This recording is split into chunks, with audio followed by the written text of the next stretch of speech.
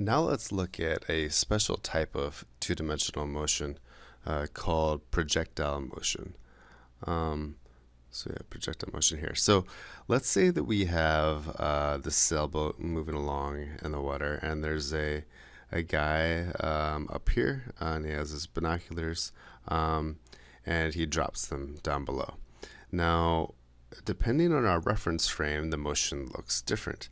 Let's say that we had a reference frame up here where the guy that dropped the binoculars was, and in his reference frame, the binoculars will fall straight down, right? So they'll just fall straight down like this.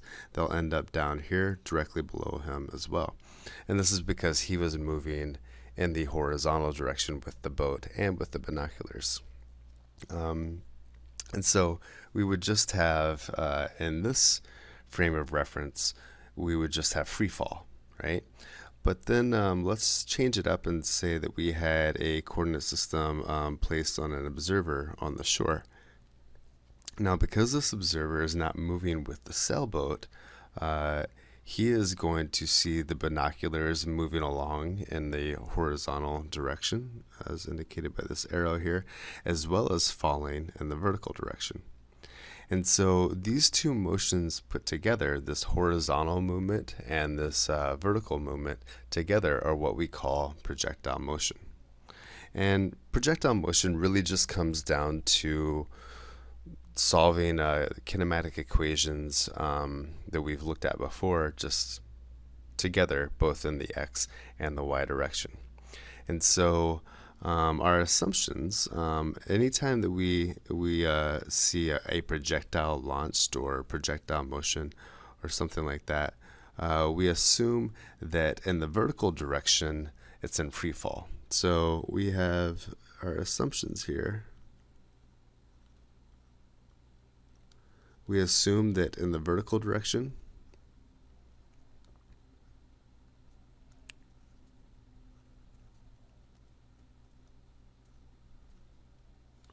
we have free fall.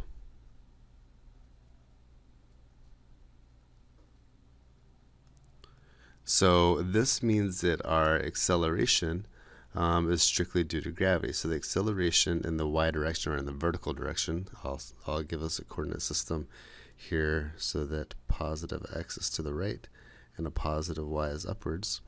So the acceleration in the y direction will be equal to a 9.8 meters per second squared downwards. In this case, it would be negative. Right? So if we use a traditional coordinate system, we have negative 9.8. But this is equal to the acceleration in the y direction is g downwards. And so in the vertical direction, we have free fall.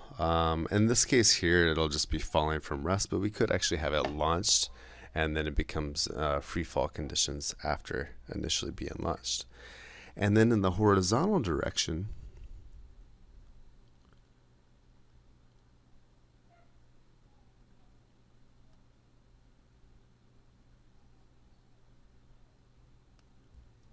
we assume that we have a constant velocity.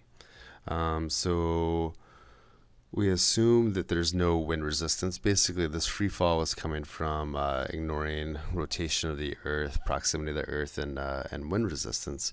We'll continue to assume ignore these same things in the horizontal direction. And so we have our velocity in the x direction is equal to a constant. Or another way to write this is that the acceleration in the x direction is equal to 0. So the acceleration in the x direction is equal to 0, and the acceleration in the y direction is downwards g. These are our two assumptions of projectile motion. This is really what it all boils down to. So ay 9.8 downwards, ax is 0. So let's just take a look and see how we can take our kinematic equations and find some more information about what's going on in this figure with the sailboat. Let's say that we have a height of this sailboat is, we'll say 10 meters. And let's say that the sailboat was initially moving along with an initial x velocity, v naught x, equal to 2 meters per second. And we want to know, and the binoculars were dropped from rest. He didn't throw them, they just slipped out of his hand and they were dropped. And we're interested in finding out how far, relative to the observer on the shore here, how far do the binoculars move over towards the right before they reach the bottom of the sailboat. And so what we would do here is we have we look at our free fall conditions first, and we just solve everything for the free fall, and then we'll solve for the kinematic equations in the horizontal direction after that. The link between these two equations will be time. So just looking at what we know from free fall, because it was dropped, we have our v naught y was equal to 0. We have on Earth, we assume the acceleration in the y direction. Because I called upwards positive, the acceleration will be downwards, which is negative 9.8 meters per second squared. And we also know, because I said that they were dropped from the top, and I told you this is 10 meters high, and we were looking for how far it moved horizontally in the time that it went downwards 10 meters, we would know that our vertical displacement, delta y, would be a negative 10 meters. It moved downwards 10 meters during this time. We start the time equal to 0 here, and then the time is some other value over here. And so the displacement in the y direction in this time is negative 10 meters.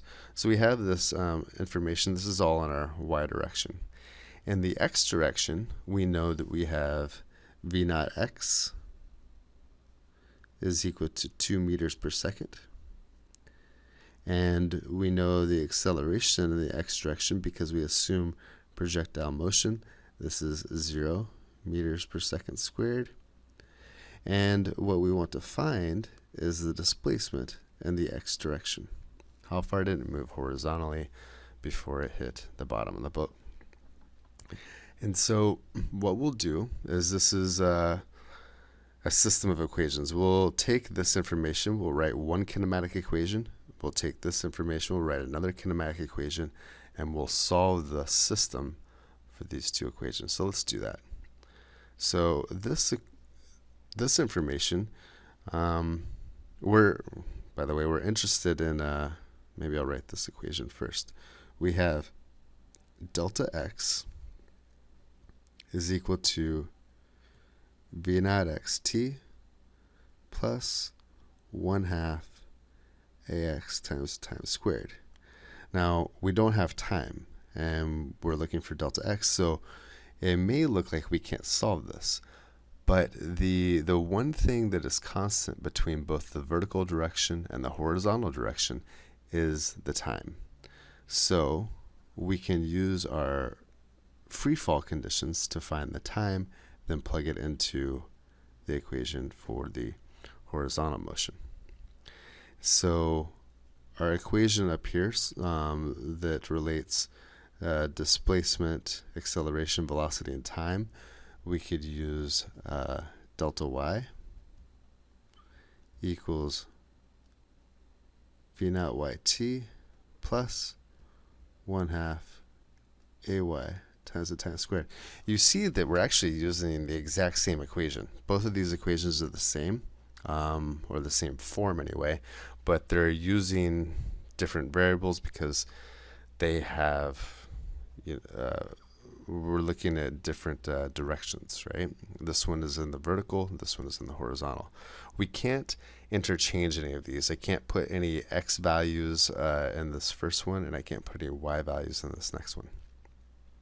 So once we have this system of equations, we can just solve this. Let's plug in what we know. So looking at that first equation, we have delta y equals v naught yt plus 1/2 ay times the time squared. This becomes negative 10 is equal to 0 times time. Remember, it was dropped from rest, so we knew that v naught y was equal to 0. Equals 0t plus 1/2 of negative 9.8, our acceleration due to gravity, times the time squared. And so we can solve this for time. So we see here that time will be equal to the square root of negative 10 over negative 4.9. And this works out to be 1.43 seconds. So the time that's in free fall is 1.43 seconds.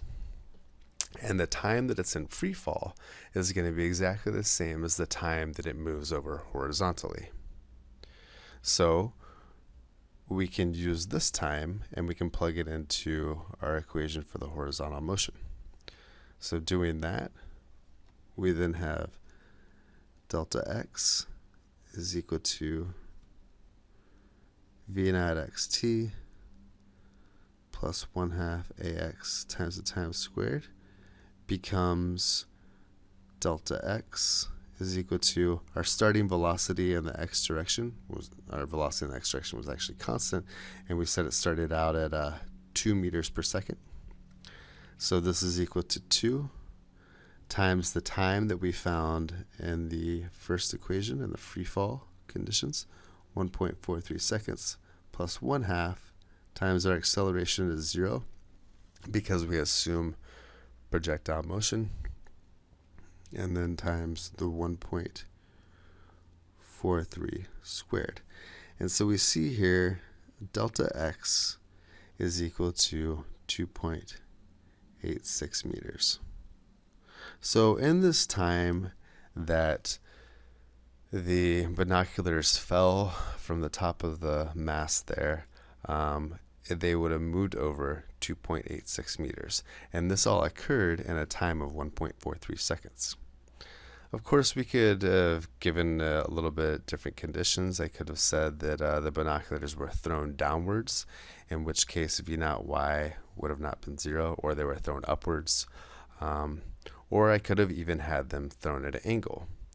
Had I had them thrown at an angle, I would need to break this into v naught y and v naught x, and then we would use, if we had it thrown, let's say the binoculars were thrown at some angle like this, so there's v naught and then some angle theta, then I could have used v naught sine theta